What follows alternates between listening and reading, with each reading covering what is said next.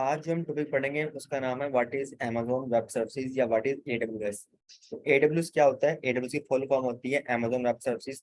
तो हमने रिसेंटली जितने भी लेक्चर्स को डिस्कस किया है उसमें हमने डिटेल में कुछ चीज़ें पढ़ी हैं कि Amazon एक्चुअली उसका ओवरव्यू क्या है, वो एक्चुअली काम किस तरह करता है। डिफरेंट जो क्लाउड प्रोवाइडर्स होते हैं एक्चुअली उनका मकसद क्या, उनका पर्पस क्या है, और वो क्यों अपनी सर्विस देते हैं अपने कस्टमर को, और हम जो कस्टमर होते हैं उनकी सर्विस क्यों यूज़ करते हैं, किस पर्पज के लिए यूज़ करते हैं। काफी चीज हमने पढ़ ली कि AWS क्या होता है। आपके पास एक क्लाउड प्रोवाइडर है जो आपको वो अपनी वेब सर्विसेज प्रोवाइड करता है, अपने यूजर्स को, एंड यूजर्स को, अपने कस्टमर्स को वेब सर्विस प्रोवाइड करता है ऑल ओवर द वर्ल्ड। हमने कल भाइयों ये चीज भी डिस्कस की थी कि हमारे पास जो भी सर्विसेज आती हैं क्लाउड के अंदर, AWS के अंदर जितनी भी सर्विसेज आती हैं उनको हमने बेसिकली कितने पार्ट्स में डिवाइड किया गया है। 3 पार्ट्स के अंदर। फर्स्ट वाला है infrastructure as a service, second वाला है हमारे पास platform as a service, and third वाला है हमारे पास सॉफ्टवेयर एज अ सर्विस। अगर किसी क्वेश्चन हो तो हैंड रेज कर सकते हैं। सॉफ्टवेयर एज अ सर्विस, तो हमने फिर यहाँ पे ये डिस्कस किया था कि इनके अंदर एक्चुअली डिस्कस इसके अंदर एक्चुअली वहाँ पे हमारे पास डिफरेंस क्या होता है इनके अंदर। डिफरेंस इनके अंदर ये होता है कि वहाँ पे हमारा कंट्रोल कितना है और वहाँ पे हमारी रिस्पॉन्सिबिलिटी कितनी है, हमारी मतलब कस्टमर की रिस्पॉन्सिबिलिटी कितनी है। अगर कोई यूजर क्लाउड प्रोवाइडर की कोई सर्विस यूज कर रहा है तो कस्टमर की रिस्पॉन्सिबिलिटी वहाँ पे क्या होगी, और over the control over ideal source कितना होगा हमारा। तो वो चीजें हम यहाँ पे डिस्कस हमने लास्ट लेक्चर के अंदर की थी, जिसमें हमने infrastructure service, platform as a service और सॉफ्टवेयर एज सर्विस के बारे में वहाँ पे डिस्कशन की थी। ये वही चीजें जो हमने पहले पढ़ी थी, आपने इसको सिर्फ रीड करना है।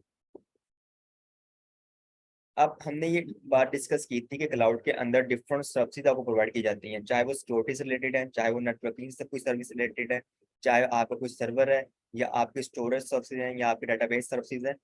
एवरी सर्विस आपको क्लाउड के अंदर प्रोवाइड की जाती है। तो यहाँ पे देखो थोड़ा सा कंपैरिजन किया हुआ है कि हम जो है ना क्लाउड के अंदर एक टर्म पढ़ते हैं सिक्योरिटी के लिए। सिक्योरिटी का एक सर्विस होती है उसको हम कहते हैं सिक्योरिटी ग्रुप।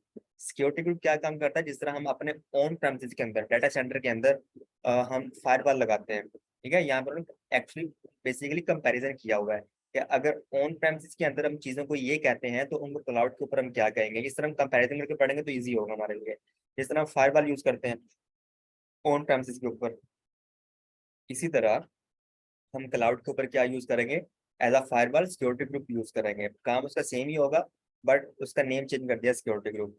इसी तरह ऑन प्रेमिसेस के अंदर हम ACL यूज करते हैं और क्लाउड के ऊपर उसको हम क्या कहेंगे, नेटवर्क ACL यूज करेंगे। इनकी हम लैब परफॉर्म करेंगे, इसको बनाएंगे, देखेंगे कि काम किस तरह करते हैं। फिर हमारे पास कुछ ऑन प्रेमिसेस के अंदर कुछ एडमिनिस्ट्रेटर काम होते हैं जो एक एडमिनिस्ट्रेटर करता है, जिस तरह हमने डेटाबेस एडमिनिस्ट्रेटर पढ़ा था। इसी तरह क्लाउड के अंदर अगर आपने कोई एडमिनिस्ट्रेशन के काम करने हैं तो आप किसके थ्रू करोगे, सिक्योरिटी की एक सर्विस होती है जिसको हम कहते हैं IAM। आप उसके थ्रू करोगे। उसके थ्रू तमाम आप एडमिनिस्ट्रेटिव काम परफॉर्म कर सकते हो, जिसमें हम यूजर्स बनाते हैं, ग्रुप्स क्रिएट करते हैं, यूजर्स और ग्रुप को परमिशन साइन करते हैं, पॉलिसी अटैच करते हैं, रोल साइन करते हैं। तो सारी चीजें हम यहाँ पे डिस्कस करते हैं IAM के अंदर। तो इसका पूरा एक मॉड्यूल IAM का, इसके ऊपर किस तरह काम किया जाता है वो हम आगे जाकर देखते हैं जब इसका मॉड्यूल आएगा। फिर नेटवर्किंग सर्विस होती है हमारे पास, जिस तरह हम ऑन प्रेमिसेस के ऊपर नेटवर्किंग करते हैं और वहाँ पे हम डिफरेंट डिवाइसेस यूज करते हैं नेटवर्किंग के लिए, जिस तरह हम राउटर यूज करते हैं, स्विच यूज करते हैं, नेटवर्क पाइपलाइन यूज करते हैं। इसी तरह क्लाउड के अंदर हम नेटवर्किंग सर्विस जो होती है उसके अंदर हम VPC लिख पढ़ते हैं, VPC यूज करते हैं। VPC के अंदर भी इसके डिफरेंट कंपोनेंट्स होते हैं, उसको भी डिस्कस करेंगे, और उसके साथ हम लास्ट फ्लोर बैलेंसर भी पढ़ेंगे। तो ये आपकी नेटवर्किंग सर्विसेज है, बस अभी इतना याद रख लें। फिर हमारे पास आता है सर्वर। जिस तरह हम ऑन टाइम, ये तो हमने काफी इसको हमने रिपीट कर लिया है, बहुत दफा इसके ऊपर हमने बात की है कि सर्वर के को क्या होते हैं, क्या काम करते हैं। जिस तरह हम ऑन टाइम के ऊपर हम डिफरेंट सर्वर वगैरह लगाते हैं और उनको हैंडल करते हैं, मैनेज करते हैं, उनका पूरा हम अपने एप्लीकेशन या वेबसाइट वगैरह डिप्लॉय करते हैं। इसी तरह हम क्लाउड के ऊपर भी अपने डिफरेंट सर्वर्स, जिनको हम वर्चुअल मशीन भी कहते हैं, वो बना सकते हैं with the help of AMI, जिसको हम ऑपरेटिंग सिस्टम कहते हैं। फिर हमारे पास ऑन प्रेमिसेस के अंदर हम क्या करते हैं, डिफरेंट चीजें यूज करते हैं। कैश यूज करते हैं, direct attach storage, SAN use करते हैं, नेटवर्क अटैच स्टोरेज यूज करते हैं, और यहाँ पे हमारे पास डेटाबेसेस होती हैं। इसी तरह क्लाउड के अंदर भी हम स्टोरेज और डेटाबेस सर्विस भी यूज करेंगे। और जो क्लाउड के अंदर स्टोरेज डेटाबेस सर्विसेज है उनके नेम है EBS, EFS, S3 और RDS। तो ये आपके स्टोरेज एंड डेटाबेस सर्विसेज है, इसको भी हम इंशाल्लाह डिस्कस करेंगे अपने आने वाले टॉपिक्स के अंदर। तो यहाँ पे भी मैं आपको सिर्फ एक उनकी फुल फॉर्म बताइए कि वो उनको कहते क्या हैं, उनकी फुल फॉर्म क्या है, यहाँ पे उनको आप किसका पर्पज में बताया कि किस पर्पज के लिए यूज किया जाता है, उसको हम आगे जाके पढ़ेंगे। What are web services? Web services क्या होती हैं कि आप कोई भी चीज इंटरनेट के थ्रू एक्सेस कर रहे हो ओवर द इंटरनेट, किसी भी सर्वर को या कोई भी सर्विस यूज कर रहे हो ऑनलाइन, तो उसको हम कहेंगे वेब सर्विसेज। इसी तरह हमने पहले भी बात की थी कि अगर हमने क्लाउड को एक्सेस करना है, क्लाउड के सर्वर को एक्सेस करना है, तो हमारे पास क्या होना चाहिए, एक हमारे पास भाइयों सिस्टम होना चाहिए और दूसरा हमारे पास इंटरनेट होना चाहिए, जिसकी मदद से हम अपने क्लाउड को एक्सेस कर सकते हैं। तो वो हम जो एक्सेस कर रहे हैं, उनको सर्विस यूज कर रहे हैं ओवर द इंटरनेट, तो उसको हम कहेंगे हम वेब सर्विस यूज कर रहे हैं क्लाउड वाला।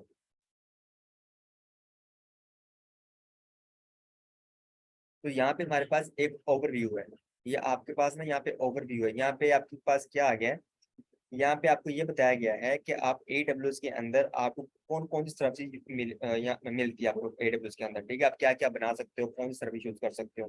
तो यहाँ पे देखो, आप वाइड रेंज ऑफ सर्विस आप यूज कर सकते हो क्लाउड के अंदर। Analytic service, application integration, AR/VR, post management, blockchain services, computer services, container services, developer services, database services, networking services, service from every field आप यहाँ पे यूज कर सकते हो, चाहे वो किसी भी फील्ड से रिलेटेड है, उसको यहाँ पे क्लाउड के ऊपर यूज कर सकते हो। आपको कोई भी काम है, कोई भी अभी प्रॉब्लम है, तमाम का सोल्यूशन कहाँ पे पड़ा हुआ है, क्लाउड के अंदर पड़ा हुआ है, तो यहाँ पे आप तमाम सर्विस यूज कर सकते हो। बट हमारा जो कोर्स कंटेंट है ना, वहाँ पे हम सारी सर्विसेज को कवर नहीं करेंगे, ठीक है। हम यहाँ पे तमाम सर्विस को नहीं पढ़ेंगे, हमारा जो कोर्स है वहाँ पे हम सिर्फ ये पढ़ेंगे, AWS post management, computer service, container service, database services, government and governance services पढ़ेंगे, माइग्रेशन सर्विसेज पढ़ेंगे, नेटवर्किंग सर्विसेज पढ़ेंगे, सिक्योरिटी सर्विसेज और स्टोरेज सर्विसेज को हम डिस्कस करेंगे। अपने बाकी जो चीजें हैं, वो कुछ डेवलपर सर्विसेज हैं, वो आप डेवलप के ऊपर जाके पढ़ेंगे, कुछ सर्विसेज आप सोल्यूशन आर्किटेक्ट के ऊपर जाके पढ़ेंगे एसोसिएट लेवल पे, तो कुछ सर्विसेज आप सोल्यूशन आर्किटेक्ट प्रोफेशनल के ऊपर जाके पढ़ेंगे, ठीक है। तो यहाँ पे हम सिर्फ बेसिक सर्विसेज जो AWS की हैं उन्हीं को डिस्कस करेंगे अपने कोर्स के अंदर।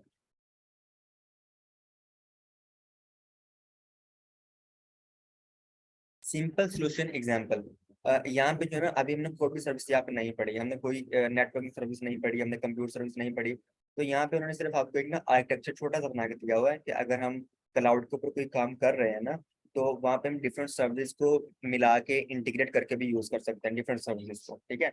लेकिन ये थोड़ा सा एक्स्ट्रा कॉन्सेप्ट हो जाता है एडवांस लेवल का, तो हम अभी नहीं करेंगे। हम जो करेंगे ना, सबसे पहले हम जिस तरह हमारे पास एक पोर्टल है, तो वहाँ पे तमाम लैब्स परफॉर्म करेंगे हम one by one, one by one. पहले तमाम सर्विस को इंडिविजुअली पढ़ेंगे, पहले नेटवर्किंग पढ़ेंगे, उसकी लैब परफॉर्म करेंगे, फिर कंप्यूटर सर्विस पढ़ेंगे, उसकी लैब्स परफॉर्म करेंगे, डाटाबेस स्टोरेज की इंडिविजुअली पहले लैब परफॉर्म करेंगे, और जब हमारा हैंड ऑन हो जाएगा तमाम चीज़ों के ऊपर अच्छे से, फिर हम उनको मिला के भी यूज कर सकते हैं, ठीक है, उनको चीज़ों को आपस में इंटीग्रेट करके भी सर्विस को यूज कर सकते हैं अपने VPC के अंदर, ठीक है भाई। अब यहाँ पे आते हैं हम।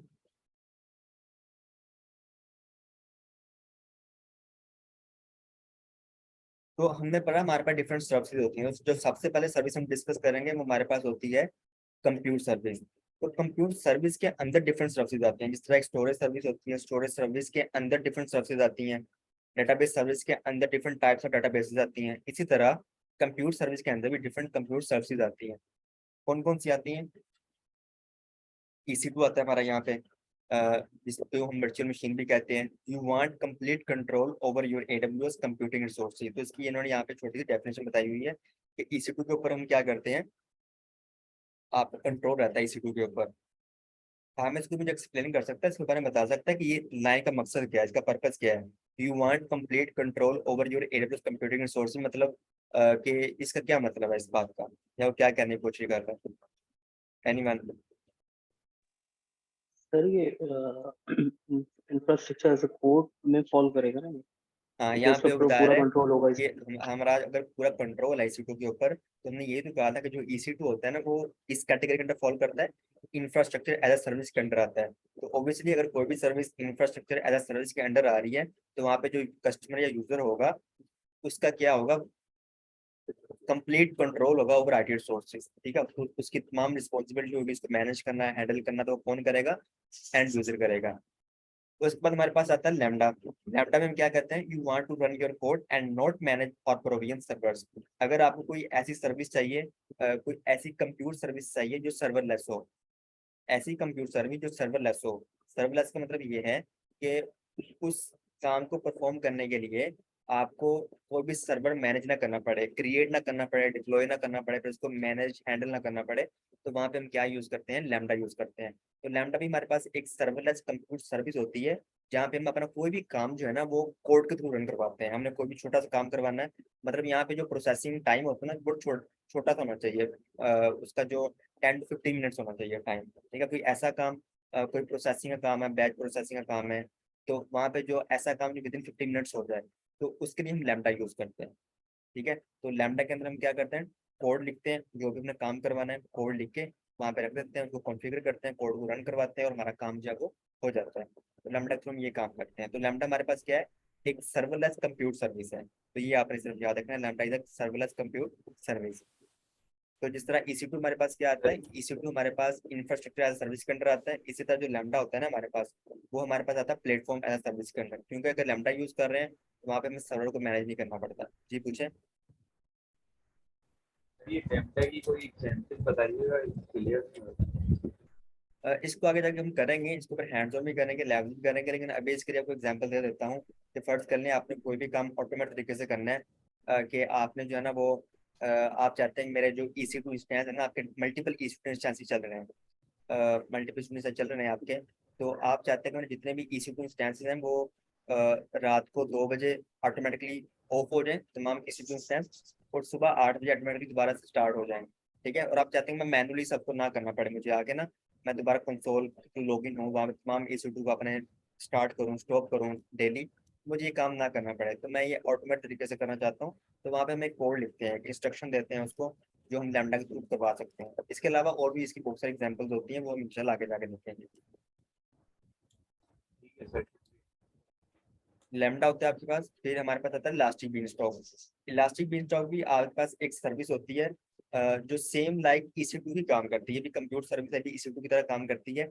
EC2 के अंदर और इलास्टिक बीन स्टॉक के अंदर एक डिफरेंस होता है, वो ये होता है कि EC2 आपका काम सेम करते हैं, लेकिन EC2 आपका इंफ्रास्ट्रक्चर एज अ सर्विस के अंडर आता है। बट जो इलास्टिक बीन स्टॉक है ये हमारे पास आती है प्लेटफॉर्म एज अ सर्विस के अंडर। प्लेटफॉर्म एज सर्विस के अंडर आने का मतलब ये मतलब है कि इसके ऊपर हमारा कंट्रोल, यूजर का कंट्रोल और यूजर की रिस्पॉन्सिबिलिटी यहाँ पे कम हो जाती है। ठीक है, और यहाँ पे जो चीजों को मैनेज करते हैं वो कौन करते हैं, क्लाउड वाले ज्यादा करते हैं, हम कम करते हैं। अगर फर्ज करें आपने एप्लीकेशन चलानी है, आप चाहते हैं मैं एप्लीकेशन अपनी डिप्लॉय करना चाहता हूँ क्लाउड के ऊपर, तो आपके पास दो ऑप्शन है। आप या EC2 चला लें, EC2 को यूज कर लें, या आप इलास्टिक बीनस्टॉक को भी यूज कर सकते हैं, दोनों को यूज कर सकते हैं। बट उनके अंदर डिफरेंस होता है। अगर आपने EC2 यूज करना है तो आपको तमाम चीजें खुद करनी पड़ेंगी, सर्वर को मैनेज करना पड़ेगा, हैंडल करना पड़ेगा, कॉन्फ़िगर करना पड़ेगा। अगर आप खुद ये चीजें नहीं चाहते तो आप इलास्टिक बीनस्टॉक भी कर सकते हो। मैं आपको एग्जांपल देता हूँ। फर्ज कर लें आपने जो है ना वो फास्ट फूड खाना है, तो आपके पास दो ऑप्शन है।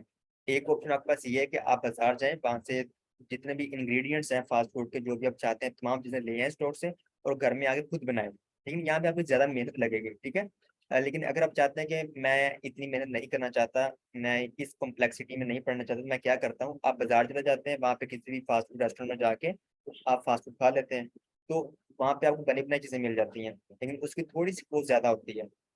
ठीक है भाई, तो सेम यही कॉन्सेप्ट है आपके पास, EC2 का भी सेम काम है और इलास्टिक बेस्ड का भी यही काम है, बट वहाँ पे उनकी कैटेगरी का डिफरेंस है। फिर हमारे पास आता है Amazon लाइट सेल।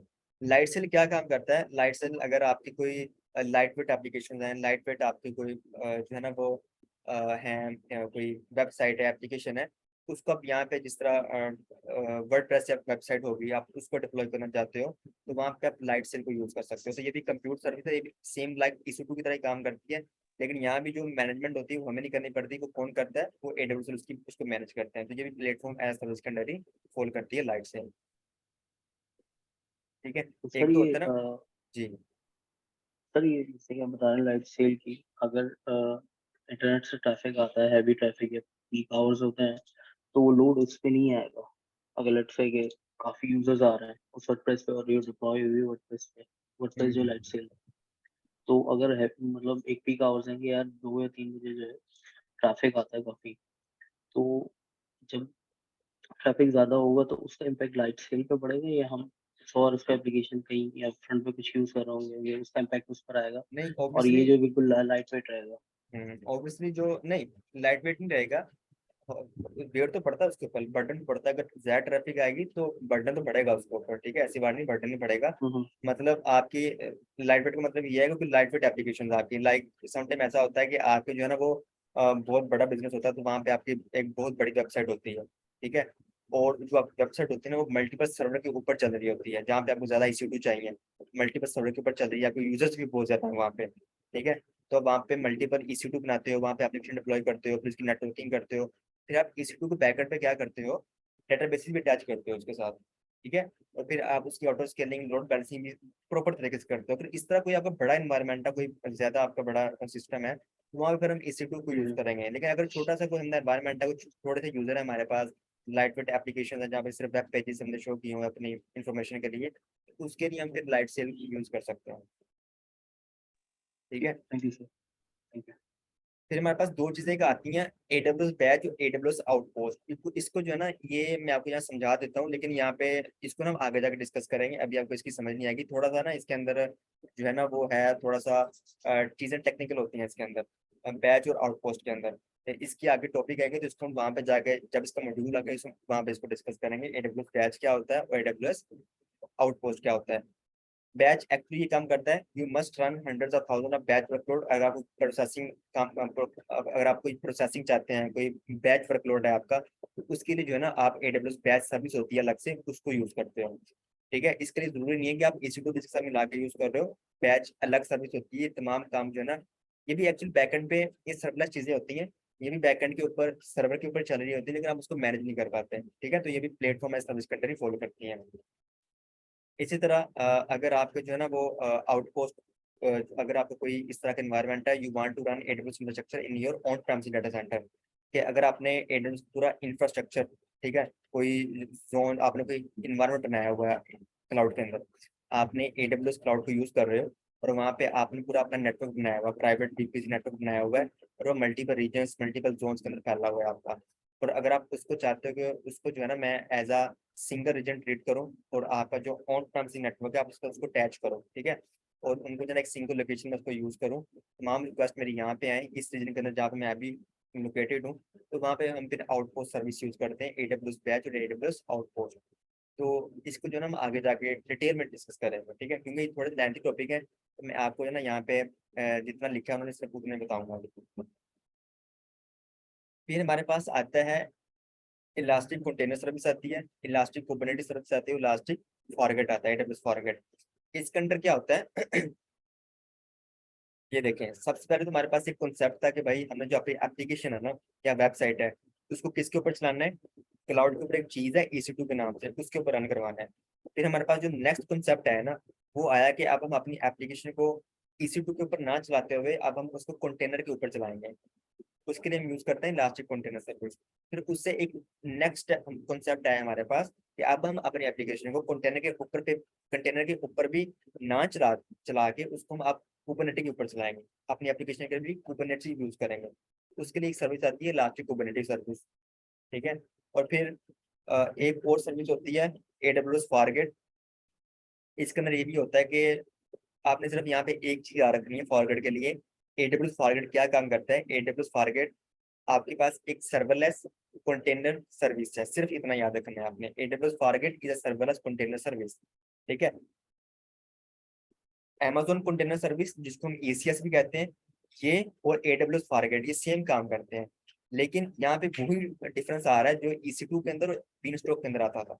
जिस तरह EC2 इंफ्रास्ट्रक्चर के अंदर आता है, वहाँ पे हमारी रिस्पॉन्सिबिलिटी ज्यादा होती है, और बीनस्टॉक के अंदर हमारी रिस्पॉन्सिबिलिटी हमारा कंट्रोल कम होता है।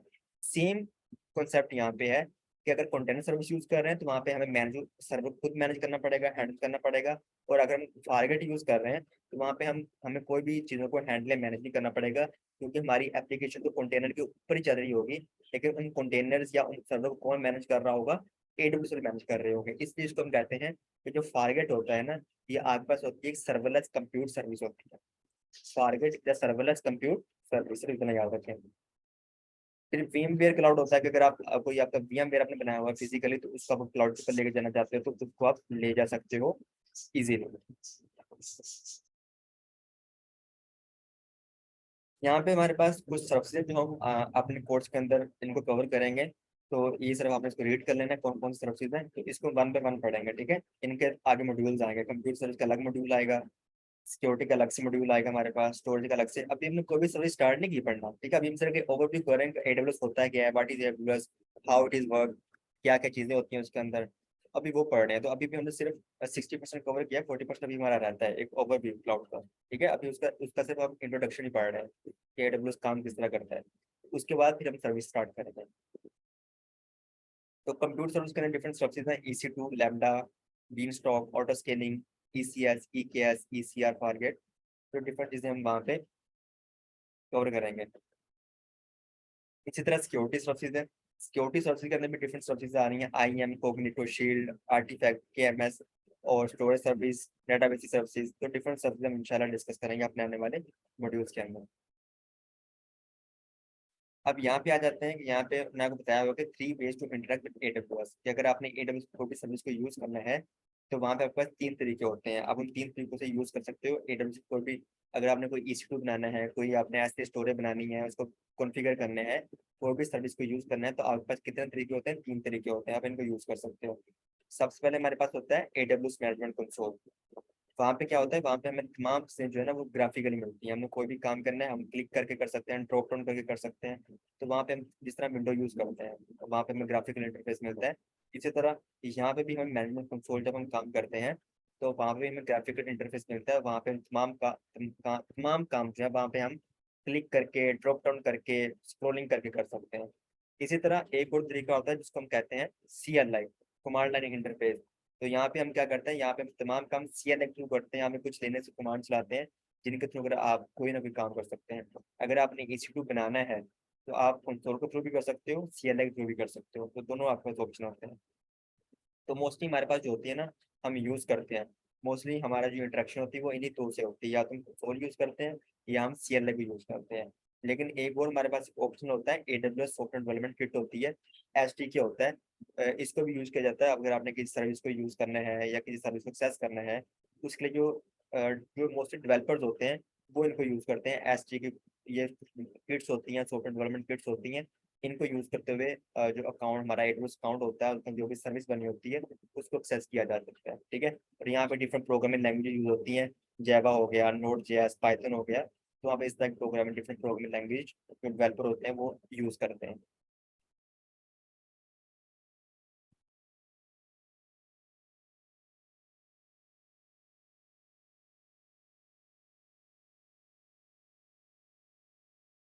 फिर मेरे पास आता है cloud adoption framework. Cloud adoption framework क्या होता है? क्लाउड अडोप्शन फ्रेमवर्क एक गाइडलाइन होती है जिसको आपने फॉलो करना होता है। कि फर्ज कर लेंगे अगर आप जो है ना कोई कंपनी है वो अगर मूव करना चाहती है क्लाउड के ऊपर, तो क्या वो ऐसे ही कर जाएगी without any planning, any resources? क्या वो ऐसे ही मूव कर जाएंगे क्लाउड के ऊपर? तो कुछ पता भी नहीं होगा, ऐसा होता नहीं है। पूरी एक डिसीजन मेकिंग होती है, एक प्लानिंग होती है, कुछ स्टेप्स होते हैं, एक साइकिल होता है, उसको फॉलो करना पड़ता है कुछ स्टेप्स को, फिर वो क्लाउड के ऊपर मूव करते हैं। अगर वो कंपनी ने क्लाउड के ऊपर जाना है तो वहाँ पे वो क्या करेंगे, सबसे पहले बिजनेस पॉइंट ऑफ व्यू से देखेंगे कि हमारा बिजनेस अगर हम इसको क्लाउड से ऑन प्रेमिस उठा के क्लाउड के ऊपर लेके जा रहे हैं तो वहाँ पे अब पहले हमारे यूजर ऑन प्रेमिस में इसको हमारी सर्विस को यूज करते थे, अब वो करेंगे क्लाउड के ऊपर। तो हमें क्या, हमें भी बेनिफिट होगा, हमारे बिजनेस ग्रो करेगा वहाँ पे, क्या हमारे बिजनेस को भी वहाँ पे कोई बेनिफिट होगा कि नहीं? हमारे प्रॉफिट वहाँ पे वो अपने प्रॉफिट चेक करते हैं, प्रॉफिटेबिलिटी चेक करते हैं अपने बिजनेस की। फिर हमारे पास आता है पीपल, कि अगर कोई कंपनी जो है या कोई ऑर्गेनाइजेशन ऑन प्रेमिस से मूव कर रही है क्लाउड के ऊपर, तो वो ऑब्वियसली वो पीपल पॉइंट ऑफ व्यू से जो उस कंपनी के अंदर एम्प्लॉयज होते हैं उसको भी देखते हैं क्या उन लोगों को क्लाउड सर्विस यूज करनी आती है या नहीं आती, और किस हद तक वो क्लाउड सर्विस को यूज कर सकते हैं। मेरी आवाज में इशू आ रहा है कोई? हाँ यस सर, सर दोबारा से रिपीट करना ही है जो है मैं बता देता हूँ, मैं दोबारा बता देता हूँ। अभी मेरी आवाज क्लियर आ रही है आपको? अभी भी इशू आ रहा है मेरी आवाज में? अच्छा ठीक है, चले अब ठीक आ रही है आवाज, ठीक है। मैं आपको दोबारा बता देता हूँ कि अगर मैं आपको ये बता रहा था कि अगर कोई कंपनी है और उन्होंने क्लाउड को मूव करना है, पहले वो उनका पूरा एक इंफ्रास्ट्रक्चर था, एक फिजिकल डाटा सेंटर था, वो उन्होंने ऑन प्रेमिस में लगाया हुआ था। अब वो चाह रहे हैं कि वो क्लाउड के ऊपर चला जाए, ठीक है, उन्होंने बहुत सारे बेनिफिट सुने क्लाउड के ऊपर, तो वो चाह रहे हैं कि वो क्लाउड के ऊपर मूव करें। तो क्या विदाउट एनी प्लानिंग चले जाएंगे क्लाउड के ऊपर? नहीं, ऐसा होता नहीं है। वो डिफरेंट प्लानिंग करेंगे, डिसीजन मेकिंग करेंगे कंपनी के अंदर, तो फिर जाएंगे क्लाउड के ऊपर। सबसे पहले वो अपने बिजनेस पर्सपेक्टिव से देखेंगे कि हमारे बिजनेस को क्या फायदा होगा एक्चुअली अगर हम क्लाउड के ऊपर मूव करेंगे, क्या हमारा बिजनेस ग्रो होगा, हमारे यूजर्स वो किस तरह लेके चलेंगे। फिर आता है पीपल, कि अगर एक कंपनी अपने बिजनेस को क्लाउड के ऊपर लेके जा रही है, तो वो देखती है कि हमारी ऑर्गेनाइजेशन या कंपनी के अंदर जो भी लोग हैं, क्या उन वो किस हद तक अवेयर है क्लाउड सर्विसेज से, और उनकी क्या स्किल्स हैं। और अगर स्किल्स हैं तो वेल एंड गुड, अगर नहीं है तो फिर वो क्या करते हैं, अपने लोगों को स्किल्स भी सिखाते हैं, डिफरेंट ट्रेनिंग प्रोग्राम रखते हैं, वेबिनार्स अटेंड करवाते हैं उनको, और फिर न्यू हायरिंग भी करते हैं मार्केट से। फिर होता है गवर्नेंस। गवर्नेंस में फिर जो भी उनकी डॉक्यूमेंटेशन होती है, जो भी उनके कुछ गवर्नेंस रूल्स और ऑडिट रिक्वायरमेंट्स होती हैं, उनको चेक किया जाता है। प्लेटफॉर्म आता है, प्लेटफॉर्म में वो चेक करता है कि अब हम कौन सी सर्विस यूज करेंगे क्लाउड के ऊपर जाके, ठीक है, क्लाउड के ऊपर जाके कौन सी सर्विस हम यूज करेंगे और वो किस कैटेगरी के अंडर फॉल करेगी, हमारी रिस्पॉन्सिबिलिटी वहाँ पे क्या होगी, एडल्ट रिस्पॉन्सिबिलिटी वहाँ पे क्या होगी, और हमारा control over ideal sources for that service कितना होगा, ठीक है, वो इंफ्रास्ट्रक्चर में आ रही होगी, प्लेटफॉर्म में आ रही होगी, या सॉफ्टवेयर में आ रही होगी। सिक्योरिटी के वाले से एक मेन कंसर्न होता है तमाम लोगों का, कि जब भी कोई अपना डाटा मूव करते हैं क्लाउड के ऊपर, तो सिक्योरिटी का मेन कंसर्न होता है कि हमारा डाटा कितना प्रोटेक्ट रहेगा क्लाउड के ऊपर जाके, तो सिक्योरिटी किस लेवल की मिलेगी। और अगर हमारे पास जो है क्लाउड के ऊपर कौन कौन सी हमें सिक्योरिटी प्रोवाइड की जा रही है, तो उसको हम किस तरह यूज किया जा सकता है सिक्योरिटी का। ऑपरेशंस होते हैं, फिर आप डे टू डे एक्टिविटीज जो होती हैं वो क्लाउड के ऊपर जाके परफॉर्म करेंगे, और फिर वो उनको हम जो है वो एक पूरा लाइफ साइकिल होता है जिसको हम फॉलो करते हुए एक कंपनी जो है वो क्लाउड के ऊपर मूव करती है। अब हम ये डिस्कस करते हैं कि हमने जो भी सर्विसेज यूज की हैं AWS की, हमने पढ़ा कि डिफरेंट सर्विसेज होती हैं, कंप्यूटर सर्विसेज होती हैं, स्टोरेज सर्विसेज होती हैं, डेटाबेस सर्विसेज होती हैं। तो अब हम यहाँ पे ये डिस्कस करते हैं कि उनकी प्राइसिंग किस तरह आती है हमारे पास, ठीक है, और हम किस तरह उनको पे करते हैं AWS वालों को। तो यहाँ पे कुछ प्राइसिंग के बारे में डिस्कस कर लेते हैं। बेसिकली 3 पार्ट में कैटेगराइज किया गया है इनको। जो फर्स्ट पार्ट है हमारे पास, देखो कि अगर आप कंप्यूटर सर्विस यूज कर रहे हो, कोई भी सर्विस, जब कंप्यूटर सर्विस यूज कर रहे हो, जो कंप्यूटर सर्विस है उसका बिल आपको आएगा चार्ज पर आवर, ठीक है, आवरली के हिसाब से आपको जो है उसका बिल आएगा, और सम टाइम उसके अंदर सेकंड्स भी इंक्लूड होते हैं। अब देखो कि हमने ये चीज डिस्कस की थी कि जब हम कोई EC2 बनाते हैं, तो EC2 बनाने के लिए हम वहाँ पे क्या करते हैं, सबसे पहले AMI चूज करते हैं, मतलब ऑपरेटिंग सिस्टम लेते हैं कोई ना कोई अपनी वर्चुअल मशीन के लिए। तो जब हम कोई ऑपरेटिंग सिस्टम लेते हैं, तो अगर हम कोई विंडो ऑपरेटिंग सिस्टम ले रहे हैं ना, तो वो फिर काउंट होता है कि आपकी वर्चुअल मशीन कितनी देर के लिए चली है। जितनी देर के लिए चली है वो आपके मिनट्स, आवर्स, एवरीथिंग उसके अंदर इंक्लूड होगी। बट अगर आप लिनक्स यूज कर रहे हो, लिनक्स ऑपरेटिंग सिस्टम यूज कर रहे हो अपनी वर्चुअल मशीन के लिए, तो वहां पे क्या होगा, वहां पे वो कह रहे हैं कि वहां पे आपके सेकंड्स भी इंक्लूड होंगे, कि आपकी वर्चुअल मशीन कितने सेकंड के लिए चली है वो भी इंक्लूड होंगे उसके अंदर, ठीक है। और वेरीज बाय इंस्टेंस टाइप, तो इंस्टेंस टाइप पे होते हैं, इसको आगे जाके देखेंगे कि हमारी जो कॉस्ट होती है ना वो इंस्टेंस टाइप वाइज वेरी कर रही होती है। इसी तरह अगर आप स्टोरेज सर्विस यूज कर रहे हो, तो स्टोरेज सर्विस के अंदर ये देखा जाता है कि आपने टोटल कितने जीबी यूज किया है, और जितने जीबी यूज किया होगा आप उस हिसाब से उनको पे कर दोगे क्लाउड वालों को, शायद टिपिकली पर जीबी। फिर हमारे पास आता है डाटा ट्रांसफर। डाटा ट्रांसफर के अंदर दो चीजें आती हैं, एक हमारे पास आता है आउटबाउंड, और एक हमारे पास आता है इनबाउंड डाटा ट्रांसफर, ठीक है। और ये भी अब किस तरह किया जाता है, चार्ज पर आर के हिसाब से, चार्ज पर जीबी के हिसाब से किया जाता है। पहले पढ़ लेते हैं कि इनबाउंड क्या होता है और आउटबाउंड क्या होता है। इनबाउंड डाटा ट्रांसफर ये होता है कि मैं अब आपको यहाँ पे दिखा देता हूँ।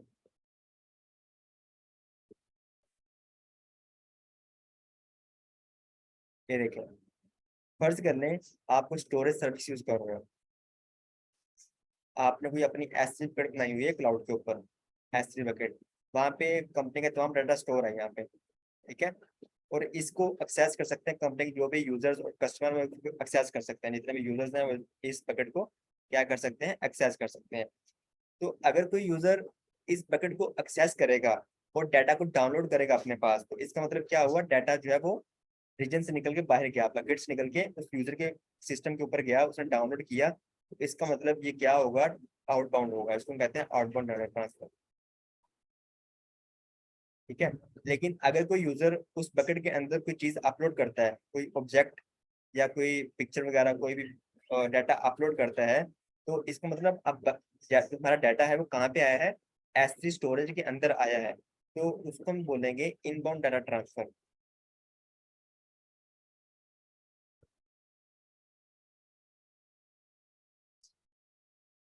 मैं रिपीट कर देता हूँ कि एक आपने S3 बकेट बनाई है, एक कंपनी है उन्होंने अपनी कोई S3 बकेट बनाई है, वहाँ पे वो जो S3 बकेट है उसको तमाम यूजर एक्सेस कर सकते हैं, और वहाँ पे कंपनी का डाटा पड़ा हुआ है, और उसको यूजर यूज करते हैं, उसको एक्सेस करते हैं, डाटा अपलोड करते हैं, डाउनलोड भी करते हैं।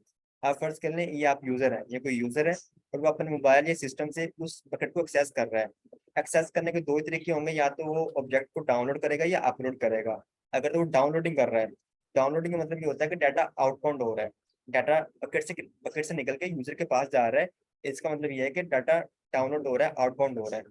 और अगर कोई जो हमारा यूजर है वो अपलोडिंग कर रहा है, कोई पिक्चर अपलोड कर रहा है, कोई डाटा अपलोड कर रहा है बकेट के अंदर कंपनी के, तो उसको हम कहेंगे डाटा अंदर आ रहा है S3 के, तो उसको हम बोलेंगे इनबाउंड डाटा ट्रांसफर। तो ये हमारा होता है आउटबाउंड डाटा ट्रांसफर, और ये हमारे पास होता है inbound data transfer. Inbound data transfer always free होता है बट विद सम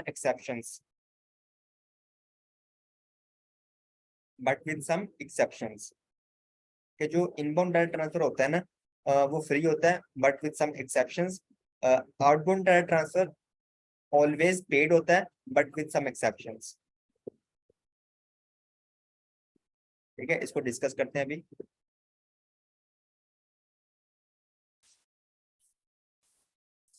तो एक हमारे पास होता है इनबाउंड डाटा ट्रांसफर, और सेकंड हमारे पास होता है आउटबाउंड डाटा ट्रांसफर। अगर कोई यूजर एक्सेस कर रहा है आपके पैकेट को, और वहां पे उसको जो है ना डाटा को डाउनलोड कर रहा है, डाउनलोडिंग कर रहा है, तो उसका मतलब वो आउटबाउंड होगा। और अगर कोई कुछ अपलोड कर रहा है तो उसका मतलब है वो इनबाउंड डाटा ट्रांसफर होगा। तो outbound is aggregated and charge, कि आपने जितना भी eight the end of month ये देखा जाएगा कितना डाटा आउटबाउंड हुआ है, आगे बकेट से निकल के बाहर गया है आपके यूजर तक, उसको हम बोलेंगे outbound data transfer. Always charge होता है, तो उसको आपको बिल पे करना पड़ेगा कि जितने जीबी आप यूजर ने यूज किया होगा उतना आपको पे करना पड़ेगा। Inbound has no charge but with some exception, जो इनबाउंड होता है आप कोई अपलोडिंग करते हो वो फ्री होता है, लेकिन बट विद सम एक्सेप्शन होता है कि अगर वो आप uploading within same region में जाके कर रहे हो तो फिर वो फ्री होगा, बट अदरवाइज क्या होगा, आपको पे करना पड़ेगा। लाइक फर्स्ट करो आपने ऐसी विकेट बनाई हुई है, ये आप यूएसए के अंदर बनाई है, ठीक है, आपका यूजर यूएई के अंदर बैठा हुआ है, रीजन चेंज हो गया, रीजन डिफरेंस आ गया यहाँ पे, तो अब आपको इनबाउंड करेंगे आउटबाउंड करेंगे तो आपको पे करना पड़ेगा। बट अगर आप यूएसए के अंदर ही बैठे हैं, यहाँ कोई यूजर यूएसए के अंदर ही बैठा है और वो आपके ऐसे बकेट को एक्सेस कर रहा है और डाटा इनबाउंड कर रहा है, तो फिर आपको वहां पे नहीं करना पड़ेगा, ठीक है, उसकी कॉस्ट आपको नहीं आएगी।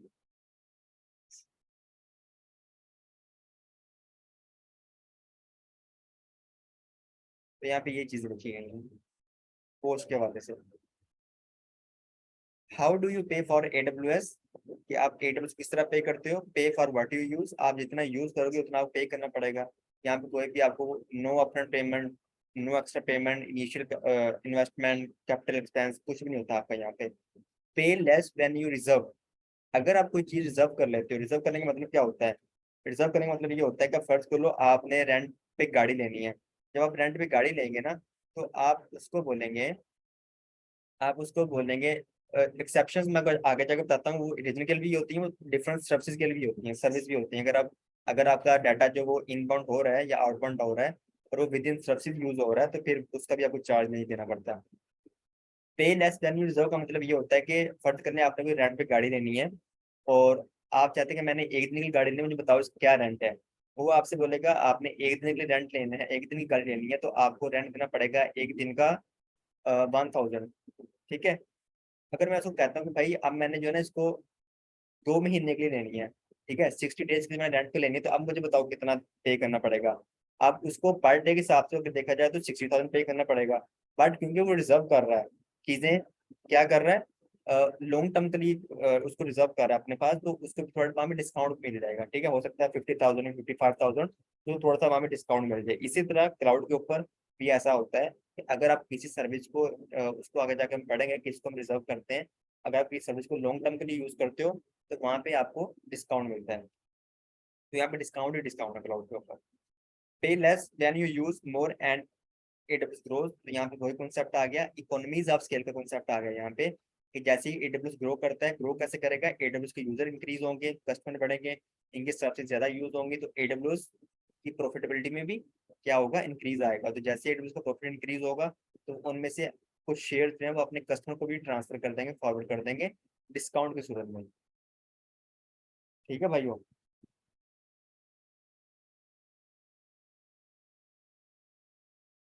पे फॉर व्हाट यू यूज, कि आप जितना पे करते हो आपको उतना ही यहाँ पे आप जितना यूज करते हो आपको उतना ही यहाँ पे करना पड़ेगा।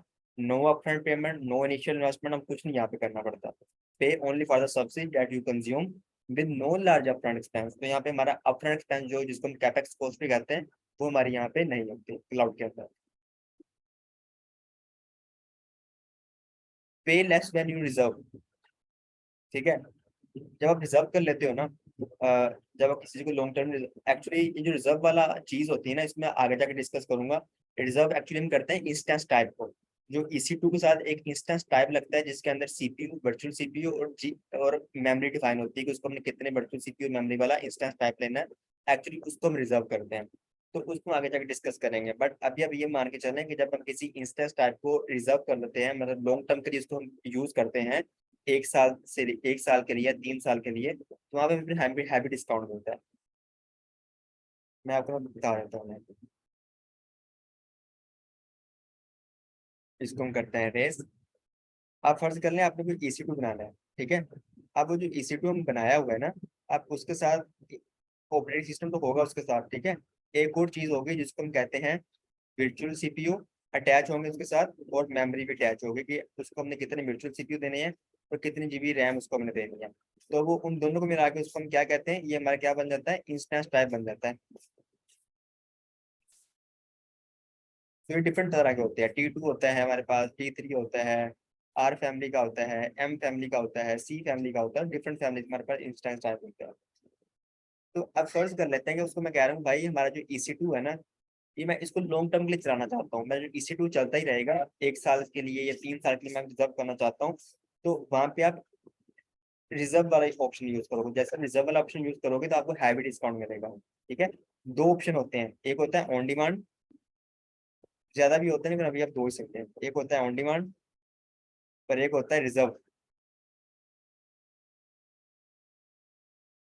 ऑन डिमांड तब आप यूज करते हैं जब आप चाहते हैं कि मैं कोई एप्लीकेशन चला रहा हूँ या कोई सर्वर बना रहा हूँ, लेकिन मेरा जो वर्कलोड है ना, वो अनप्रिडिक्टेबल वर्क है, अनप्रिडिक्टेबल वर्कलोड है मेरा, ठीक है, वो प्रिडिक्टेबल नहीं है मेरा वर्कलोड। मतलब मुझे नहीं पता कि मैं कोई अगर अपना सर्वर बना रहा हूँ तो वो कितनी देर के लिए चलेगा, 1 महीना, 2 महीना, अ, या 3 महीने के लिए चलेगा, ठीक है। तो आप वहाँ पे अगर आपने शॉर्ट टर्म के लिए कोई काम करना है तो वहाँ पे आप ऑन डिमांड इंस्टेंस यूज करेंगे। अगर आपने कोई शॉर्ट टर्म काम यूज करना है, शॉर्ट टर्म के लिए कोई काम करना है, तो वहाँ पे आप क्या यूज करेंगे, वहाँ पे आप EC2 यूज करेंगे, ठीक है, ऑन डिमांड इंस्टेंस यूज करेंगे। अगर आपका कोई अनप्रिडिक्टेबल वर्कलोड है, आपको नहीं पता कि मेरा कितनी देर चलेगा, ये मेरा जो है ना वो 1 साल भी जा सकता है, या लॉन्ग टर्म के लिए मैं इसको लेके जाना चाहता हूँ, तो वहाँ पे आप क्या करेंगे, रिजर्व ऑप्शन यूज करेंगे। ठीक है, शॉर्ट टर्म के लिए आप ऑन डिमांड इंस्टेंस यूज करेंगे, और लॉन्ग टर्म के लिए आप रिजर्व इंस्टेंस यूज करेंगे। इसका डिफरेंस क्या होता है, डिफरेंस ये होता है कि जब आप रिजर्व यूज करते हैं तो यहाँ पे आपको हैवी डिस्काउंट मिलता है, ठीक है, यहाँ पे आपको बहुत ज्यादा डिस्काउंट मिल जाता है, तो आपकी कॉस्ट यहाँ पे कम हो जाती है। तो एज अ सोल्यूशन आर्किटेक्ट हमें जो है यही सजेशंस और हमें एक बेस्ट पॉसिबल सोल्यूशन प्रोवाइड करना होता है हमारे यूजर्स को या हमारे क्लाइंट्स को। तो यहाँ पे हम जो है ना वो रिजर्व यूज करेंगे। अब जब हम रिजर्व वाला ऑप्शन यूज करेंगे तो यहाँ पे क्या होता है, यहाँ पे हमारे पास 3 ऑप्शन आ जाते हैं।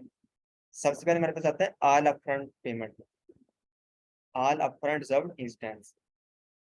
सेकंड में हमारे पास आता है पार्शियल अपफ्रंट रिजर्व इंस्टेंस, और थर्ड में हमारे पास आता है नो अपफ्रंट रिजर्व इंस्टेंस।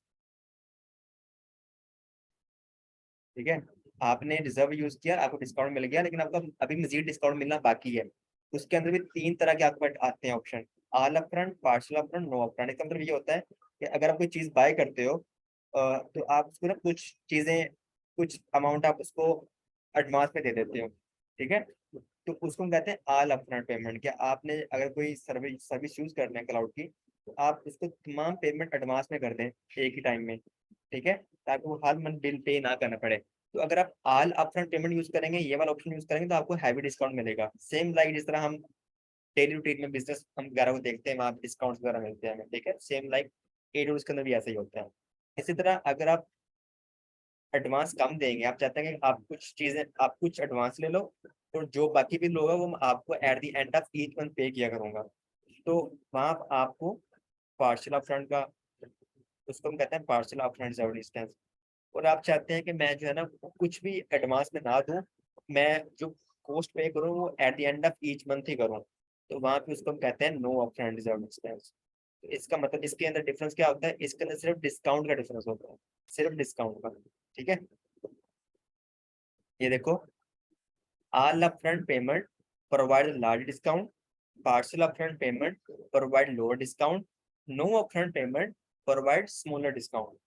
तो इनमें से आप जो भी यूज करोगे आपको हैवी डिस्काउंट यहाँ पे देखने को मिलेगा। ऑन डिमांड जो होता है वो एक्सपेंसिव होता है। अगर आप रिजर्व यूज करोगे तो वहाँ पे आपको डिस्काउंट मिलेगा। रिजर्व के अंदर भी ये 3 ऑप्शन होते हैं, no partial, no upfront, partial upfront, all upfront. तो उसके अंदर भी आपको मजीद डिस्काउंट वहाँ पे देखने को मिल जाता है।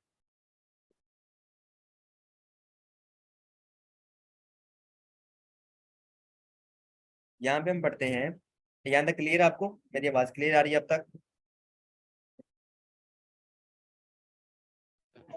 जी सर क्लियर है। बस एक सवाल था कि जो पूछे। डिस्काउंट्स हैं ये सिर्फ EC2 के अंदर ही अवेलेबल होते हैं? हाँ, ये जो डिस्काउंट है ना कंप्यूटर सर्विस के लिए होते हैं, ठीक है। अगर आपने कोई वर्चुअल मशीन बनानी है या कुछ कंप्यूटर सर्विस यूज करनी है, तो ये डिस्काउंट आपको वहाँ पे मिलते हैं। अगर आपने कोई इंस्टीट्यूट बनाना है, वर्चुअल मशीन बनानी है, जब वहाँ पे जब आप कोई इंस्टेंस टाइप चूज करते हो, तो वहाँ पे आपको डिस्काउंट मिलते हैं, ठीक है। स्टोरेज के लिए कैसे डिस्काउंट, ये तो हमने पढ़ लिया कि कंप्यूटर के लिए कैसे डिस्काउंट मिलेगा। तो कंप्यूटर के लिए हमें ऐसे डिस्काउंट मिलेगा, या तो आप ऑन डिमांड यूज कर लो या आप रिजर्व यूज कर लो। अगर हम स्टोरेज सर्विस यूज कर रहे हैं तो वहाँ पे हमें डिस्काउंट किस तरह मिलेगा, वहाँ पे हम किस तरह पे करेंगे। तो स्टोरेज के अंदर इस तरह डिस्काउंट मिलेगा कि वहाँ पे हम जितना ज्यादा यूज करेंगे उतना ज्यादा हमें डिस्काउंट मिलेगा, ठीक है। अब मैं इसकी आपको एग्जाम्पल दे देता हूँ। इसकी एग्जाम्पल आपके पास ये बन सकती है कि फर्ज कर लें आपने जो है ना वो इस मंथ, आपने करंट मंथ जो है ना, आपने, आप समझ लें कि आपने जो लास्ट मंथ था उसमें आपने स्टोरेज सर्विस यूज की 50 GB, ठीक है। और आपको 50 GB की कॉस्ट आई, लास्ट मंथ उसकी कॉस्ट आई आपको, वो आई $10। इस मंथ जो है ना आपने यूज किया 100 GB।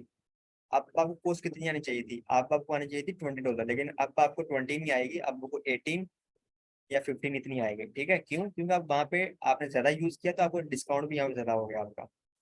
नेक्स्ट मंथ जो है ना आप 200 की बजाय, 100 की बजाय 200 यूज करते हैं, तो आपका उस हिसाब से जो है ना वो डिस्काउंट मजीद कम हो जाएगा। वहाँ पे हो सकता है आपको जो है ना वो डिस्काउंट कम हो जाए, ठीक है। वहाँ पे अगर 20-40 बनता है, यहाँ पे 40 ना हो, वहाँ पे यहाँ पे हमारे पास हो कोई 35 या 30, इतना हमें मिले, ठीक है, इतना बिल आए हमें। तो स्टोरेज के अंदर हमें इस तरह डिस्काउंट मिलता है कि आप जितना यूज करोगे उतना आपको वहाँ पे डिस्काउंट देखने को मिलेगा। पे लेस बाय यूजिंग मोर, जितना ज्यादा यूज करोगे उतना आपको कम पे करना पड़ेगा क्लाउड के अंदर। जिस तरह हम डिफरेंट डील्स वगैरह देखते हैं ना फास्ट फूड के, तो सेम कॉन्सेप्ट यहाँ पे है। Pay less as AWS grows, economies of scale का कॉन्सेप्ट यहाँ पे दोबारा आ गया है कि जैसे ग्रो करता है AWS के सर्विसेज इंक्रीज होती हैं, यूजेज इंक्रीज होती हैं, प्रॉफिट इंक्रीज होता है, तो AWS अपनी प्राइसेस मजीद कम कर देते हैं।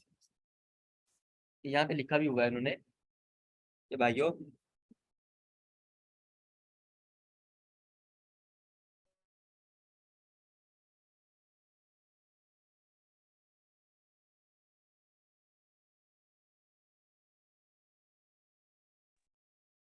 यहाँ पे वो क्या कह रहे हैं कि ये देखो, since 2006 AWS has load pricing 76 times till 2019।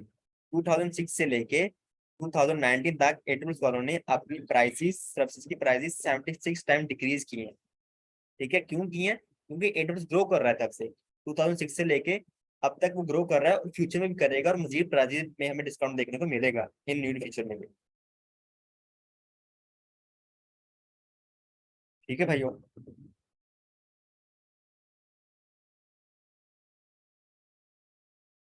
AWS free tier क्या होता है कि जब भी आप कोई अपना account first time sign up करते हो तो आपको 1 ईयर के लिए फ्री एक्सेस मिलती है अनलिमिटेड सर्विसेज ऑफ AWS। आप तमाम सर्विसेज को फॉर 1 ईयर फ्री में यूज कर सकते हो। कुछ सर्विसेज होती है आप उनको कर सकते हो, बेसिक सर्विसेज होती हैं, आप उनको पर हैंड्स ऑन अगर करना चाहो, लैब्स परफॉर्म करना चाहो, कोई टेस्टिंग के लिए कोई काम करना चाहो तो आप इजीली वहाँ पे कर सकते हो। तो वो हमारे पास होता है फ्री टीयर। अभी जिससे मैंने आपको बोला था, अभी आपने अकाउंट नहीं बनाना, अभी आपके पास ये पोर्टल मिला हुआ है आपको, आप इसके ऊपर तमाम लैब्स परफॉर्म करें, तो जैसे आपके पास एक्सेस फिनिश होगी तो तब आप जो है ना इसके लिए बना सकते हो। तो AWS है ना, ये एक अच्छा काम ये करता है कि ये तमाम कस्टमर को, तमाम जितने भी स्टूडेंट्स होते हैं उनको 1 ईयर के लिए फ्री एक्सेस देता है अपनी सर्विसेज के ऊपर। जो गूगल क्लाउड है वो ऐसा नहीं करता, वो भी पहले 1 ईयर के लिए देता था, लेकिन क्योंकि अब गूगल भी उसके कस्टमर बढ़ रहे हैं, इंक्रीज हो रहे हैं,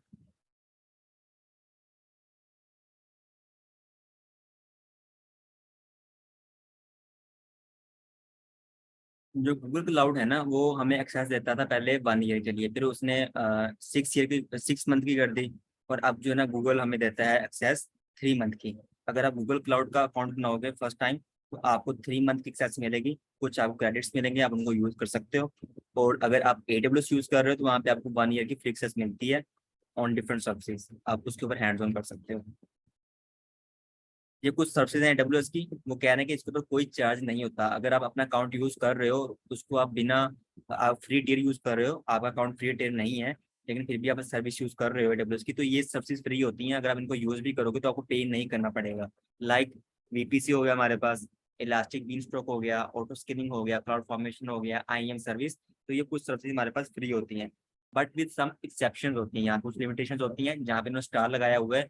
अगर आप इन सर्विस को एडवांस लेवल पे यूज करोगे, जब हम कोई सर्विस यूज करते हैं ना तो वहाँ पे डिफरेंट ऑप्शंस, कॉन्फ़िगरेशन ऑप्शन होते हैं, अब उनको हमें अनटिक करना पड़ता है। अगर आप उनको अनटिक नहीं करोगे, टिक ही रहने दोगे, तो वहाँ पे क्या होता है फिर हमें बिल आएगा। इसी तरह अगर ये सर्विस आप इनको एडवांस लेवल पे यूज करोगे या इनके साथ दूसरी सर्विस के साथ इंटीग्रेट करके यूज करोगे तो फिर आपको बिल आएगा हर मंथ, ठीक है, तो फिर ये सर्विस फ्री नहीं आपको मिलेगी। VPC हमारे पास क्या होता है, एक नेटवर्किंग सर्विस है, इसको हम नेक्स्ट मॉड्यूल में पढ़ेंगे जब इसका टॉपिक आएगा।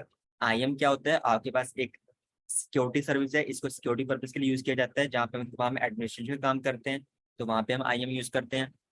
उसके बाद इलास्टिक बीनस्टॉक हमने पढ़ लिया, जो प्लेटफॉर्म एज अ सर्विस के अंडर आता है।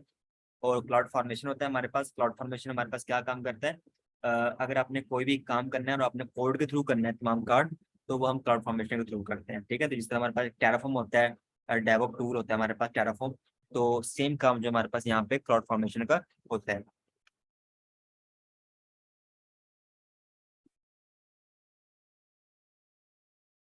अब हमारे पास यहाँ पे एक और सर्विस आती है जिसको हम पढ़ते हैं AWS ऑर्गेनाइजेशन। ऑर्गेनाइजेशन क्या काम करती है कि यहाँ पे सिर्फ इतना आप याद रख लें कि AWS organization is used for consolidated billing, कि इसको हम सिर्फ बिल को कंसोलिडेट करने के लिए यूज करते हैं ऑर्गेनाइजेशन में। कंसोलिडेट का मतलब क्या होता है, 1 बिल फॉर मल्टीपल अकाउंट। अब मैं आपको छोटा सिनेरियो दे देता हूँ, एक कंपनी है और उस कंपनी के अंदर डिफरेंट डिपार्टमेंट बने हुए हैं और हर डिपार्टमेंट क्लाउड सर्विस यूज कर रहा हो, क्लाउड सर्विस यूज कर रहा है अपना अपना अकाउंट बना के। हर डिपार्टमेंट के अंदर अलग अलग अकाउंट बना हुआ है।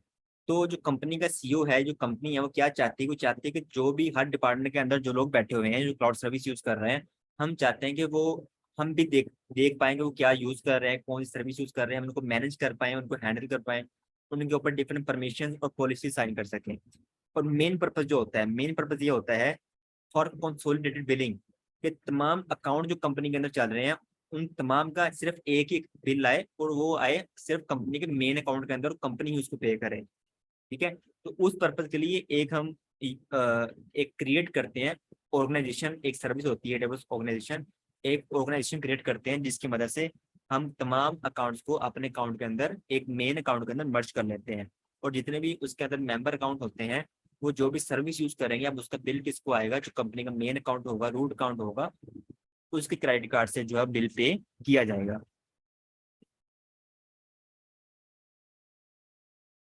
स्केलिंग ऑप्सवर्क कॉन्फ़िगरेशन सर्विसेज है, इसको हम नेक्स्ट चैप्टर डिस्कस करेंगे।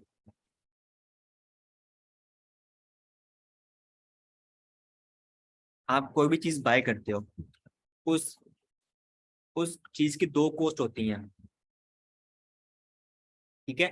एक होती है डायरेक्ट कॉस्ट होती है जो आप डायरेक्टली पे करते हो, एक होती है इनडायरेक्ट कॉस्ट जो आपको डे टू डे बाद में उसको रन करने के लिए, मेंटेनेंस करने के लिए आपको पे करना पड़ता है। इसी तरह क्लाउड के ऊपर जो है ना, वो हमारी टोटल कॉस्ट ऑफ ओनरशिप बहुत ज्यादा होती है।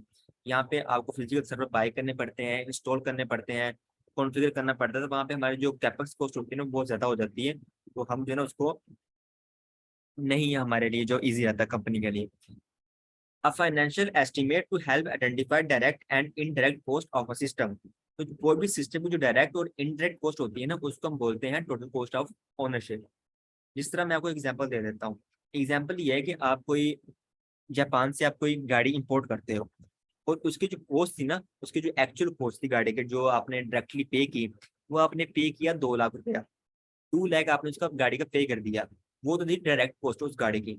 लेकिन उस कॉस्ट को आप घर तक लाने के लिए पाकिस्तान में लाते लाते उसके अंदर उसके शिपिंग चार्जेस भी होंगे, उसका जो है ना जो एलसी क्लियर करवाते हैं पोर्ट्स के ऊपर वो भी होगा, उसके ऊपर जो टैक्सीज और इम्पोर्ट वगैरह ड्यूटीज वगैरह लगती है वो भी इंक्लूड होंगे। तो अब आप फिर जब आपके पास गाड़ी आ जाएगी, फिर आप उसको लीगलाइज भी करवाएंगे डिफरेंट तरीके से, नंबर प्लेट लगवाएंगे उसके ऊपर, उसका लेटर बनता है गाड़ी का। तो वो हमारे पास क्या आ गई, इनडायरेक्ट कॉस्ट। ठीक है, डायरेक्ट प्लस इनडायरेक्ट कॉस्ट, इसको मिला के कहते हैं टोटल कॉस्ट ऑफ ओनरशिप। अब अगर आपसे कोई ये पूछे कि आपकी गाड़ी कितने की है, तो कितने की ली, तो अब आप उसको ये नहीं बोलेंगे मैंने 2 लाख की गाड़ी ली, अब आप उसको बोलेंगे कि मैंने 40 लाख की गाड़ी ली है। ठीक है, क्यों? क्योंकि उसकी जो इनडायरेक्ट कॉस्ट ना बहुत ज्यादा थी आपके पास। इसी तरह जब हम ऑन प्रेमिसेस के ऊपर डिफरेंट सर्वर्स और इस तरह चीजें लगाते हैं, जहाँ पे हम फिजिकल हार्डवेयर सर्वर्स बाय करते हैं, तो वहाँ पे हमें डिफरेंट कॉस्ट वगैरह बहुत पे करनी पड़ती है। उनको हम उनको बाय तो कर लेते हैं इनिशियली, उनके ऊपर हम इन्वेस्ट भी कर देते हैं, बट बाद में उन सर्वर को इंस्टॉल भी करना है, नेटवर्किंग करनी है, मैनेज करना है, तो उसकी कॉस्ट हमारे पास बहुत ज़्यादा आ जाती है। तो यहाँ पे टोटल कॉस्ट हमारे पास ओनरशिप जो है वो बहुत ज़्यादा होती है। तो यहाँ पे आपको ये बता रहे हैं कि टोटल कॉस्ट ऑफ ओनरशिप के अंदर क्या क्या चीज़ें इंक्लूड होती हैं एक्चुअली। जिस तरह सर्वर होता है, स्टोरेज होती है, नेटवर्क होते हैं, तो बाद में उन सर्वर को आपने इंस्टॉल भी करना है। ठीक है, वहाँ पे हमको मेंटेन भी करना है, जो उनको मेंटेन कर रहे हैं डिफरेंट एम्प्लॉयज वहाँ पे काम कर रहे हैं, आपने उनको भी पे करना है। तो डिफरेंट जो कॉस्ट हमारे पास आएगी डायरेक्टली प्लस इनडायरेक्ट कॉस्ट, उसको मिला के कहते हैं टोटल कॉस्ट ऑफ ओनरशिप।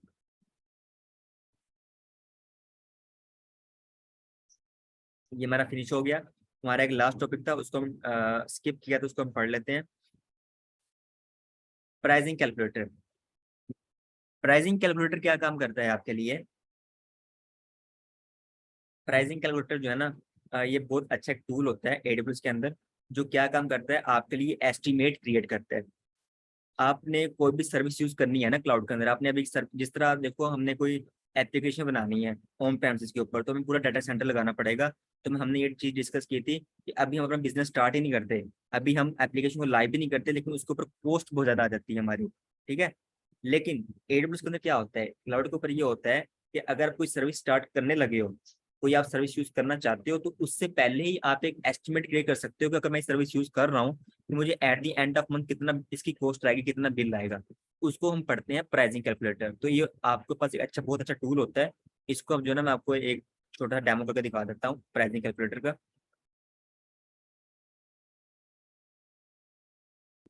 यहाँ पे हम सर्च करते हैं AWS प्राइसिंग कैलकुलेटर।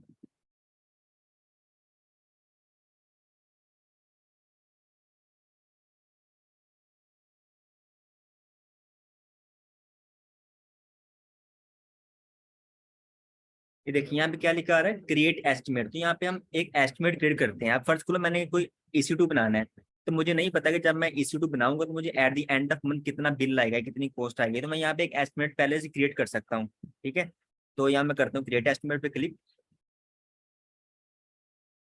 और यहाँ से मैं नीचे से चूज करूंगा कि मैं कौन सी सर्विस यूज करना चाहता हूँ, किसका एस्टिमेट क्रिएट करना चाहता हूँ। तो मैं उनको कह रहा हूँ कि मैं यहाँ पे जो है ना वो EC2 को यूज करना चाहता हूँ, EC2 बनाना चाहता हूँ। ये आ गया हमारे पास EC2। इसको मैं कॉन्फ़िगर पे क्लिक करता हूँ।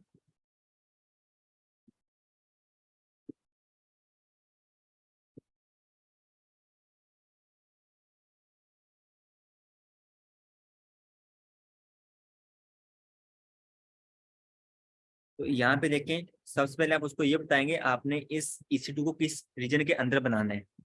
तो यहाँ मैंने वो रीजन चूज कर लिया, नॉर्थ वर्जीनिया। यहाँ पे डिफरेंट रीजन आते हैं, तो मैंने उसको चूज कर लेकर जो नॉर्थ वर्जीनिया के अंदर AWS का डाटा सेंटर है, मैं इस रीजन EC2 को वहाँ पे बनाना चाहता हूँ।